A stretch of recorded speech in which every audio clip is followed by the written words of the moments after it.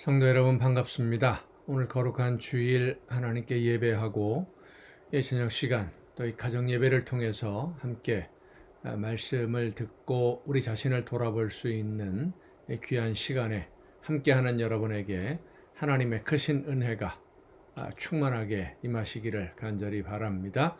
오늘 우리가 함께 은혜를 나눌 본문 말씀 마태복음 26장 20절부터 30절까지에 있는 말씀입니다. 마태복음 26장 20절부터 30절까지 봉독합니다. 저물 때에 예수께서 12제자와 함께 앉으셨더니 그들이 먹을 때에 이르시되 내가 진실로 너희에게 이르노니 너희 중에 한 사람이 나를 팔리라 하시니 그들이 몹시 근심하여 각각 여짜오되 주여 나는 아니지요. 대답하여 이르시되 나와 함께 그릇에 손을 넣는 그가 나를 팔리라. 인자는 자기에 대하여 기록된 대로 가거니와 인자를 파는 그 사람에게는 화가 있으리로다. 그 사람은 차라리 태어나지 아니하였더라면 제게 좋을 뻔하였느니라. 예수를 파는 유다가 대답하여 이르되 랍비여 나는 아니지요. 대답하시되 내가 말하였도다 하시니라. 그들이 먹을 때에 예수께서 떡을 가지사 축복하시고 떼어 제자들에게 주시며 이르시되 받아서 먹으라. 이것은 내 몸이니라 하시고 또 잔을 가지사 감사 기도하시고 그들에게 주시며 이르시되 너희가 다 이것을 마시라. 이것은 죄 사함을 얻게 하려고 많은 사람을 위하여 흘리는 바 나의 피 곧 언약의 피니라. 그러나 너희에게 이르노니 내가 포도나무에서 난 것을 이제부터 내 아버지의 나라에서 새 것으로 너희와 함께 마시는 날까지 마시지 아니하리라 하시니라. 이에 그들이 찬미하고 감람산으로 나아가니라. 아멘. 예수님이 이 세상에서 마지막 식사를 하신 장면이 오늘 본문의 내용입니다. 마지막 6월절 만찬이라고 보통 우리가 이야기하는데 그 자리에는 예수님을 팔기 위해서 제사장들과 이미 만났던 계획을 세운 가룟 유다도 있습니다. 그 잔치 자리에서 식사 자리에서 예수님이 가룟 유다에게 마지막 기회를 주시지요. 심지어는 이렇게까지 말씀하십니다. 인자는 계획된 대로 가지만 나를 파는 그 사람은 차라리 이 세상에 태어나지 않은 것보다 못하다. 기회를 주신 것입니다. 돌아서서 이제라도 회개하고 그 일에서 손을 씻고 올바른 길로 갈 수 있도록 다시 한번 생각해 봐라 라고 기회를 주셨는데도 유다는 돌아서지 않습니다. 예수님이 주시는 떡을 받아 먹고는 자리에서 일어선 것이죠. 사랑으로 주시는 예수님이 직접 떼어주시는 음식을 받아 먹고 그 사랑을 주시는 예수님을 팔기 위해서 밖으로 나아갑니다.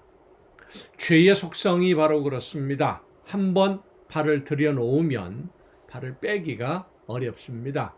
양심이 마비가 되고 하나님이 주시는 기회를 잃어버리게 되고 돌아설 수 있는, 뉘우칠 수 있는, 회개할 수 있는 기회를 스스로 버리고 마는 겁니다. 깨닫지도 못하게 되지요. 그런 모습을 바라보시는 예수님의 심정이 어떠시겠습니까? 오늘 우리의 모습을 바라보는 예수님의 시선도 가룟 유다를 바라보는 시선과 그리 크게 다르지는 않을 것이라고 생각을 합니다.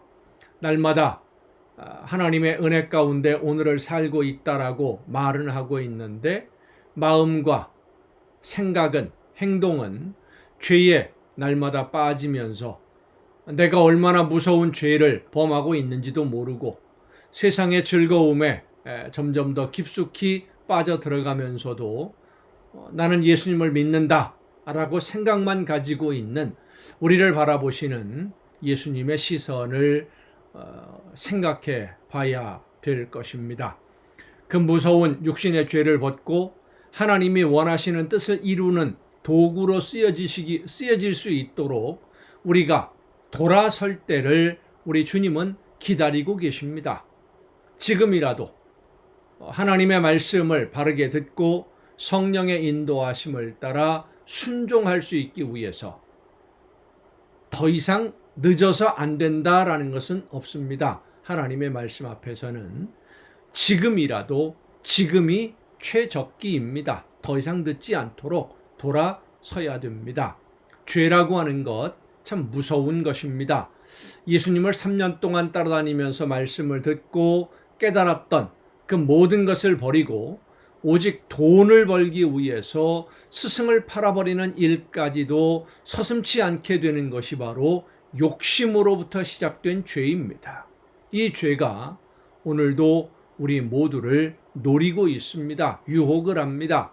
세상 이익을 얻기 위해서 예수님을 모른 척한다면, 세상의 즐거움을 얻기 위해서 예수님의 뜻을 모르는 척 외면한다면 우리도 유다와 그리 다르지 않습니다.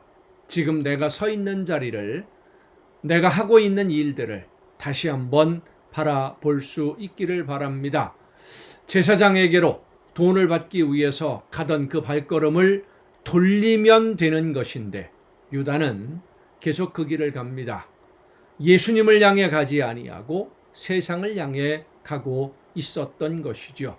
오늘 내 발걸음이 세상을 향하고 있는지 예수님을 향하고 있는지 우리 자신을 다시 한번 돌아보며 성령의 역사하심으로 내 모습을 발견하고 하나님이 원하시는 모습으로 다시 설 수 있도록 나를 붙들어 주옵소서 기도하는 우리 모두가 될 수 있기를 간절히 바랍니다. 기도하시겠습니다.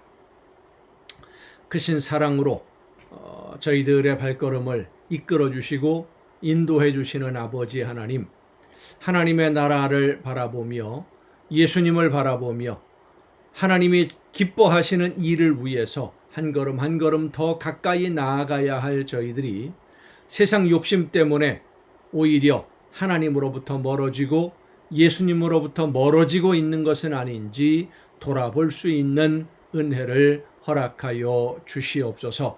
영의 눈을 바로 떠서 나 자신을 바라보게 하옵시고 하나님의 시선으로 예수님의 눈으로 나를 보게 하옵시고 하나님이 원하시는 모습으로 온전히 돌아설 수 있도록 연약한 저희들을 붙드시고 인도하여 주시옵소서.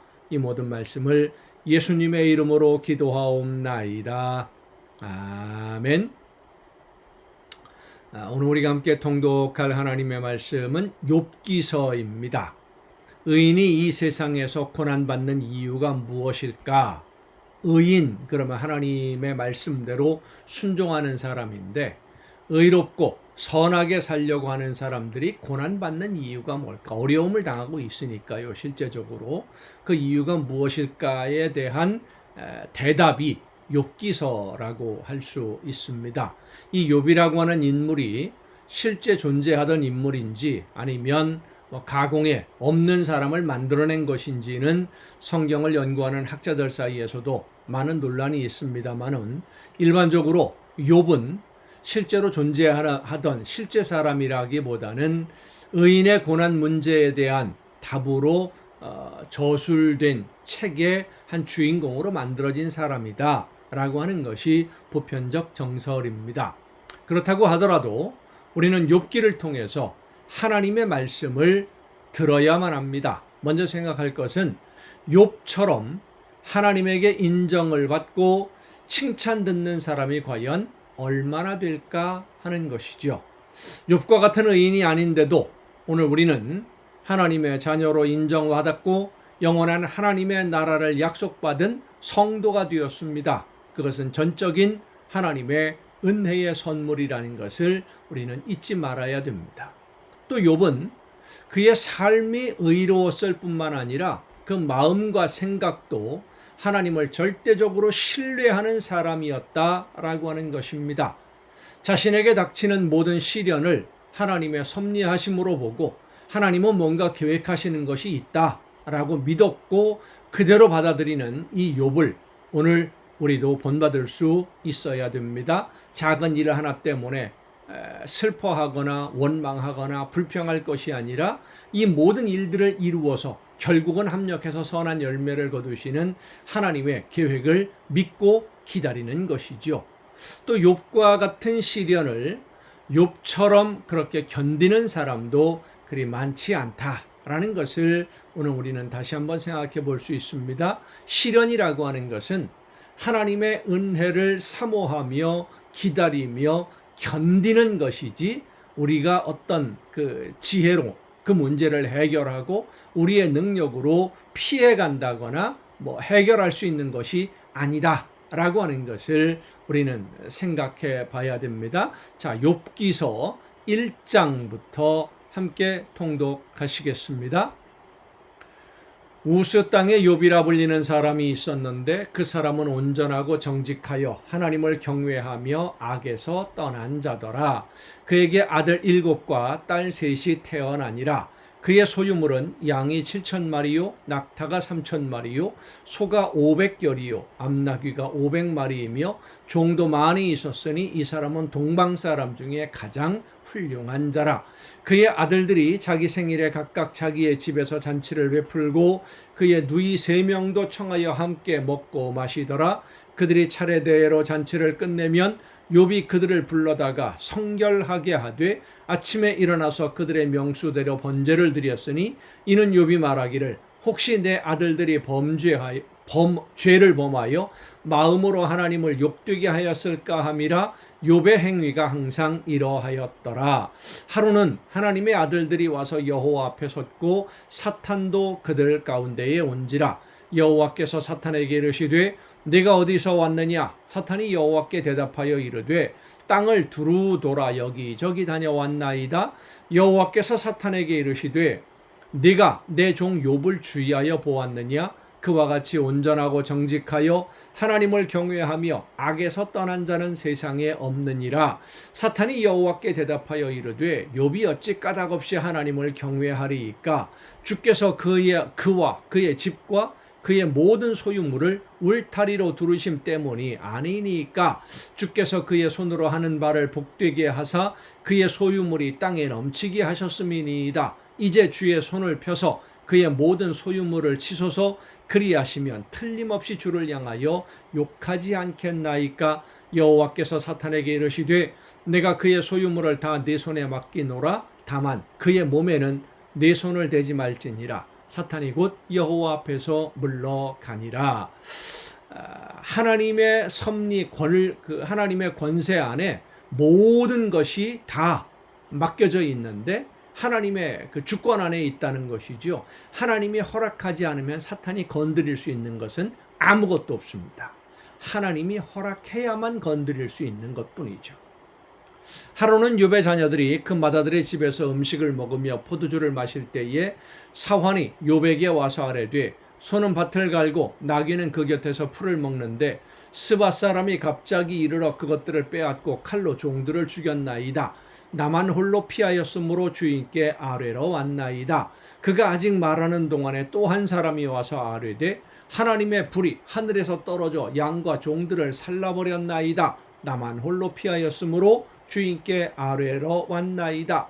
그가 아직 말하는 동안에 또 한 사람이 와서 아뢰되 갈대아 사람이 새 무리를 지어 갑자기 낙타에게 달려들어 그것을 빼앗으며 칼로 종들을 죽였나이다. 나만 홀로 피하였으므로 주인께 아뢰러 왔나이다.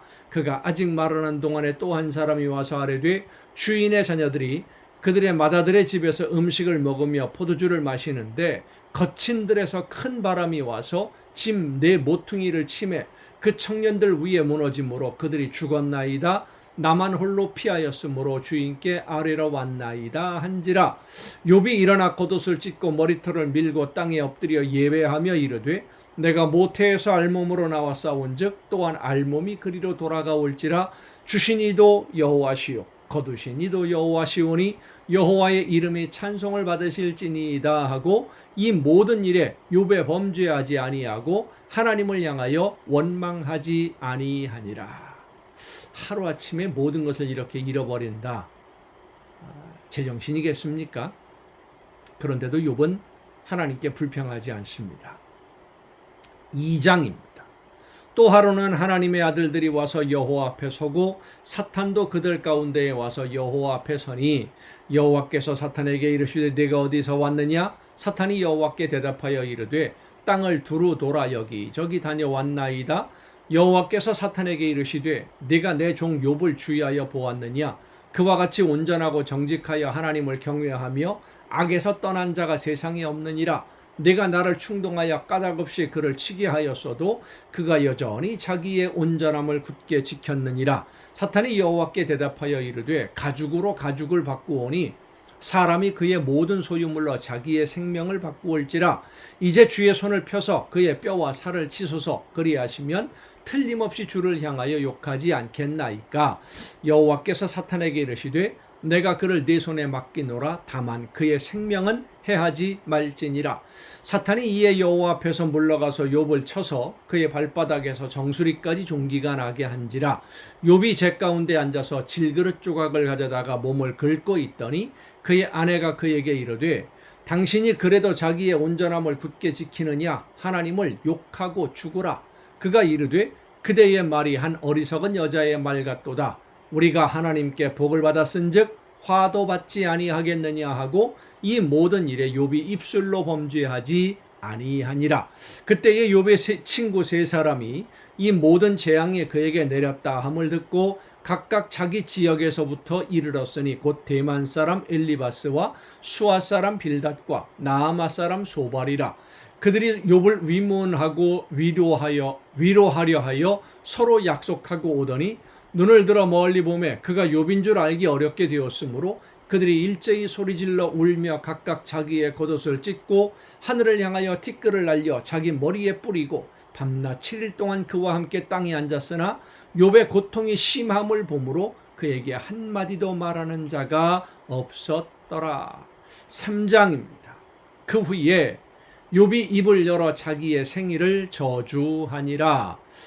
얼마나 견디기 어려웠으면 욥이 이런 말을 한탄하면서 하게 되었을까. 욥이 당한 고난의 문제를 다시 한번 돌아보면서 오늘 이 3장을 한번 같이 읽겠습니다. 욥이 입을 열어 이르되 내가 난 날이 멸망하였더라면 산에 아이를 베었다 하던 그 밤도 그러하였더라면 그날이 캄캄하였더라면 하나님이 위에서 돌아보지 않으셨더라면 빛도 그날을 비추지 않았더라면, 그러니까 내가 태어난 이 세상에 생겨난 그 날이 차라리 없었다면, 내가 태어나지 않았다면 더 좋았겠다. 그런 뜻이죠. 어둠과 죽음의 그늘이 그날을 자기의 것이라 주장하였더라면, 구름이 그 위에 덮였더라면, 흑암이 그날을 덮었더라면, 그 밤이 캄캄한 어둠에 잡혔더라면, 해의 날수와 달의 수에 들지 않았더라면, 그 밤에 자식을 베지 못하였더라면, 그 밤에 즐거운 소리가 나지 않았더라면, 나를 저주하는 자들 곧 레위야단을 격동시키기에 익숙한 자들이 그 밤을 저주하였더라면, 그 밤에 새벽별들이 어두웠더라면, 그 밤이 광명을 발할지라도 얻지 못하며 동틈을 보지 못하였더라면 좋았을 것을. 이는 내 모태의 문을 닫지 아니하여 내 눈으로 환난을 보게 하였음이로구나. 어찌하여 내가 태에서 죽어나오지 아니하였던가? 어찌하여 내 어머니가 해산할 때에 내가 숨지지 아니하였던가? 어찌하여 무릎이 나를 받았던가? 어찌하여 내가 젖을 빨았던가? 그렇지 아니하였던들 이제는 내가 평안히 누워서 자고 쉬었을 것이니 자기를 위하여 폐허를 일으킨 세상 임금들과 모사들과 함께 있었을 것이요, 혹시 금을 가지며 은으로 집을 채운 고관들과 함께 있었을 것이며, 또는 낙태되어 땅에 묻힌 아이처럼 나는 존재하지 않았겠고 빛을 보지 못한 아이들 같았을 것이라. 거기서는 악한 자가 소요를 그치며, 거기서는 피곤한 자가 쉼을 얻으며, 거기서는 갇힌 자가 다 함께 평안히 있어 감독자의 호통 소리를 듣지 아니하며, 거기서는 작은 자와 큰 자가 함께 있고 종이 상전에게 놓이느니라. 어찌하여 고난당하는 자에게 빛을 주셨으며 마음이 아픈 자에게 생명을 주셨는고, 이러한 자는 죽기를 바라도 오지 아니하니 땅을 파고 숨긴 보배를 찾음보다 죽음을 구하는 것을 더하다가 무덤을 찾아 얻으면 심히 기뻐하고 즐거워하나니, 하나님에게 둘러싸여 길이 아득한 사람에게 어찌하여 빛을 주셨는고, 나는 음식 앞에서도 탄식이 나며 내가 앓는 소리는 물이 쏟아지는 소리 같구나. 내가 두려워하는 그것이 내게 임하고 내가 무서워하는 그것이 내 몸에 미쳤구나. 나에게는 평온도 없고 안일도 없고 휴식도 없고 다만 불안만이 있구나. 차라리 태어나지 않았으면 오히려 더 좋았을 텐데 오늘의 이 아픔을 경험하지 않아도 됐을 텐데 하는 안타까운 부르짖음이죠. 욥이 이렇게 탄식하며 안타까워하는 이유는 왜 이런 고난을 당해야 되는지, 하나님의 말씀대로 열심히 산다고 살았는데 왜 이런 어려움을 당해야 하는지 그 이유를 알지 못하기 때문입니다. 그래서 불안했고, 그래서 안타까웠고, 그래서 더 힘들었던 것입니다. 이제 4장부터 그 내용들이 이제 구체적으로 나오게 됩니다. 오늘도 여러분 수고 많으셨습니다. 내일 또 정한 이 시간, 이 가정 예배를 통해서 여러분 모두 함께 만날 수 있기를 바랍니다. 내일 뵙겠습니다.